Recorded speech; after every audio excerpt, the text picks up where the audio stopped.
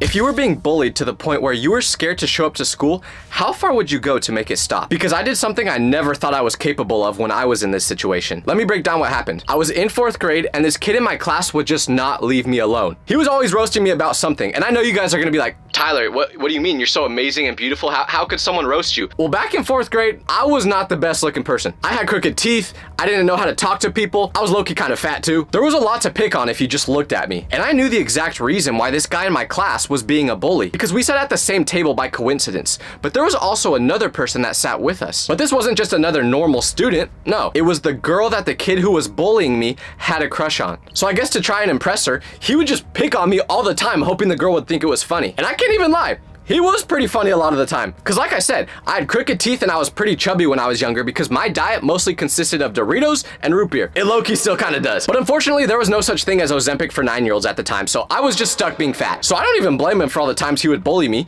He was probably just scared that I was gonna eat him because I was such a big back. Now that I think about it, I'm a bigger bully to myself than he was. But anyways, at the time, I despised this man because not only was he making fun of me in front of the girl he liked, but he was doing it in front of the whole class and at times in front of the whole school. Like, I'm not joking when I say that he would do the most diabolical things to me just because he didn't like me. I remember one time, he literally sprayed fart spray on me right when school started. And there was nothing I could do about it, so I just had to walk around school all day smelling like a toilet after eating Taco Bell. Ew, dude! What the fuck?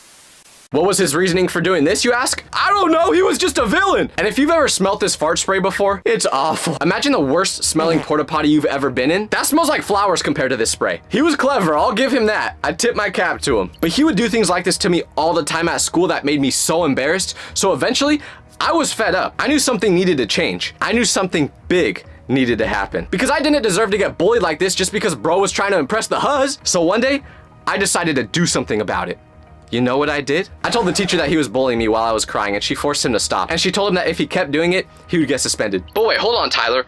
I thought this was gonna be the part where you say you burned his house down like it says in the title. Well, this is where it gets crazy because after the teacher told him to stop harassing me, he listened. She made us switch seats so he couldn't bully me during class anymore. And obviously he didn't want to get suspended, so he left me alone when we were outside of class too. Poor guy had to find a new way to make this girl like him. But after this happened, I didn't think about this guy for years. I thought that was just where our story would end because we went to different high schools and I just completely forgot about him and everything that happened until about 1 year ago when I was talking to one of my old friends that was in this same class I had the bully problem in. And we were talking about the fart spray scenario. So this made me think, what is this guy up to now? Because I was so curious. Like, was he putting fart spray in his college roommate's hair now or what? I really wanted to know because usually how it goes when you get bullied by someone is you look them up about 10 years later and they're living the most amazing life ever. They've got the girl, they're rich, their life is the dream. And they've also probably got a podcast about positivity and mental health.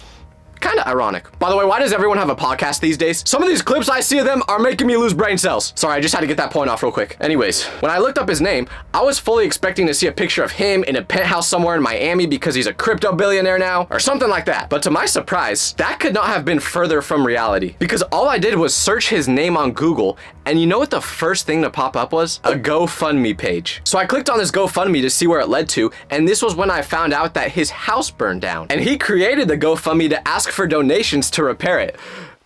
I'm not smiling. And to those of you who have been watching my content for a while now, you may recall that when this originally happened, I made a video about it, but I never told the full story about what actually happened because it's 10 times crazier. So let me explain it. First of all, to add some context for those of you who haven't seen the original video I'm talking about, when I first found the GoFundMe page, I made a video talking about it. But in this video, I looked a little too excited about his house burning down, to say the least. If you haven't seen it yet, here it is. I just Googled the name of a kid who used to bully me when I was 12 years old. First thing that pops up, a GoFundMe. His house burned down! I obviously feel so bad for him and his family.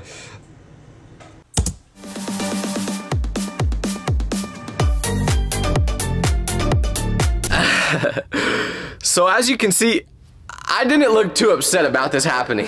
But listen, it's very important that you believe me when I say that I only made this video because the odds of it happening were so insane. So I thought it would just be a funny scenario to share and nothing more. Genuinely, all I was trying to do was make a funny video about the situation. I honestly felt bad for him because it had been like 10 years since he bullied me and we were both just dumb kids at the time, so I had no hard feelings about it. But unfortunately, you wouldn't be able to tell that based off the video. And if you're like, okay, Tyler, stop yapping. Tell me how this actually correlates to you saying you burned his house down. Well, a couple days after I made this video, I got a phone call. I didn't recognize the number at first, so I pressed decline, and I didn't think anything more of it until I got a phone call from the same number the next day. But like I said, I didn't know the number, so once again, I pressed decline. But then I got a call from the same number for a third day in a row. And if it happens 2 times, who really cares, whatever. But if I get a call from a number 3 days in a row, I'm starting to think something is up. So this time, I answered the call. I pick up the phone, say, hello, and the person on the other end responds with, hi, is this Tyler Vitelli? I tell them yes it is, and they respond back to me saying, hi Tyler, this is Detective Romero with the, I don't want to say the city, but he was a part of the police department of the city I lived in. So when he said that,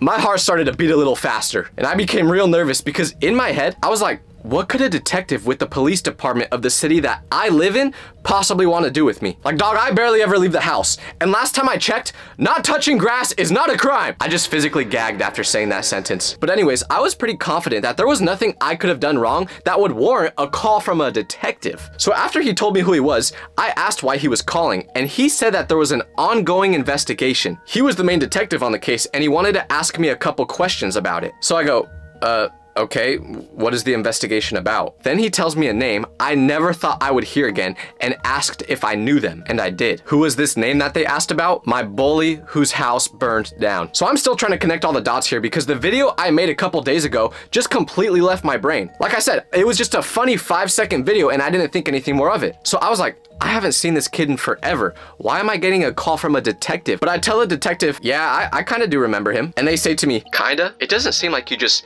kinda know him. I would say you really know him. So I was like, sure, I guess I know him pretty well, but it's been a long time since I've seen him. He then goes, yeah, that's what I thought. What's up with this guy's mysterious act all of a sudden? Like, I have no idea what's going on, so I'm just waiting for him to get to the point. Before this happened, I had never talked to a detective in real life, so I wasn't sure how the interaction was actually supposed to go. But I was kind of getting the vibe that this guy just saw one too many episodes of Criminal Minds and was like, hey, I'm gonna be a detective. I was genuinely thinking this, and you may say that's stupid, but hey, that's how I chose my career when I was younger. All I had to do was watch Breaking Bad once, and after I finished the whole series, I was like, yeah, that's it. I wanna be a chemistry teacher. You thought I was gonna say the other job in the show, huh? Nah, that's not what I wanted to do. But regardless of how good or bad I thought this detective was at his job, I still knew there was no good reason for me to be getting a call from him. So I had to be on my best behavior. Instead of cooking him for trying to talk like a villainous cartoon character, I just asked him why he was calling me about this guy that I hadn't seen in years. And then he told me that he was a detective on the case involved with my bully's house burning down. And when he said this, I was thinking, oh yeah, now I get it. What a coincidence. I just made a video about this. But then I was like, wait, why would there need to be a detective on this case? My guy was probably just trying to make a flamethrower using his fart spray and a lighter and accidentally caught the whole house on fire. Yes, I am 22 years old and find farts very funny.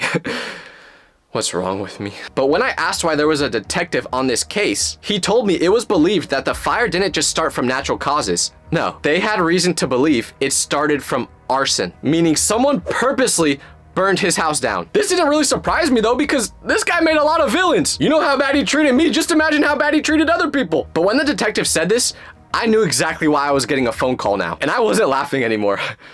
Because this was the moment where I remembered I made a video about this situation a couple days ago. And I showed all you guys the video of me reacting to his house burning down. And let me ask you this question. Did that look like the reaction of someone who was sad about their bully's house burning down? You know what? Here, watch it again and tell me if I look guilty.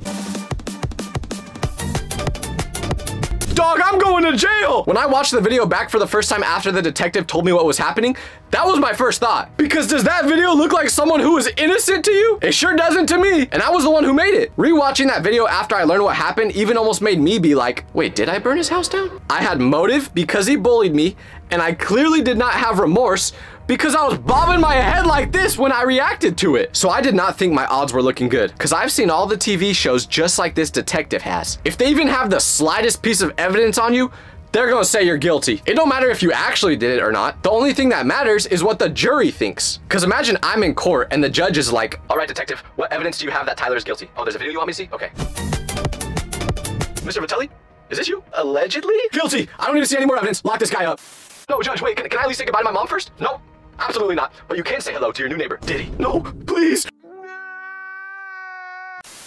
That is exactly what I thought was gonna happen with this video being used as evidence. But I knew I wasn't guilty, so I told the detective that if a fire started because of arson, I had nothing to do with it. Then he asked me about the video, and he wanted me to explain why I made it. And based off this guy's voice, I could guess he was probably over the age of 50. And I don't know if you've ever tried explaining a TikTok video to an elderly person, but it's impossible. They simply cannot understand what is going on. Like, have you seen those videos of old people getting tricked by AI? Fantastic wood carving. This lady deserves our recognition.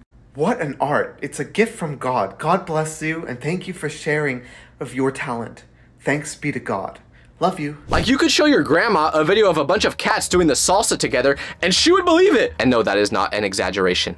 I've seen it happen. So I knew my chances of getting him to understand the reasoning behind me making that video were practically zero. But anyways, I still tried to explain it, and after I did so, he didn't ask any more questions about the situation. The only thing he said after this was asking what city I was currently in. So I told him the city, which was the same one I lived in my whole life leading up to that point, and was also the one where the bully lives. Well, lived, I guess.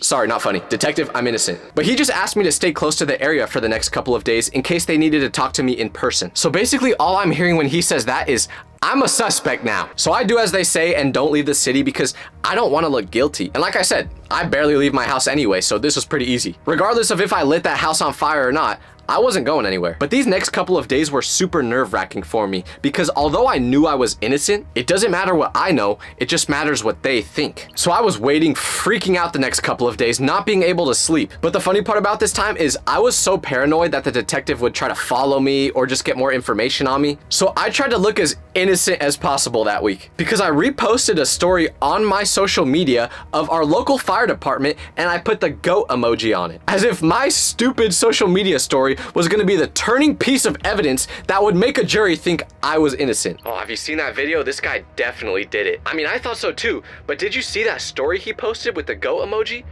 No guilty person would do that. That was ridiculous. But anyways, about a week passed and I didn't hear anything more about the situation. But I needed to get an update because I was still super anxious because I never got a call from the detective saying that I was free to leave my area now. So I called the number the detective gave me in case there was any information I needed to tell him. And he picked up the phone, so I asked him if there was any new information they had on the case. And he said there was. So with my hand shaking, I asked what that evidence was. And I just accepted that at any moment, a SWAT team was about to break down my door and bust me. FBI, open up! But instead, he told me news that made it feel like Christmas because he said a candle started the fire. But that's not all. Apparently the candle that started the fire was in the bathroom of their house. But guess whose bathroom it was? My bullies. Now, I'm not one for conspiracies, but I do have to say, it's pretty ironic that after all those days he made me smell like a dirty toilet in school, it was his toilet that ultimately became the reason his house burned down.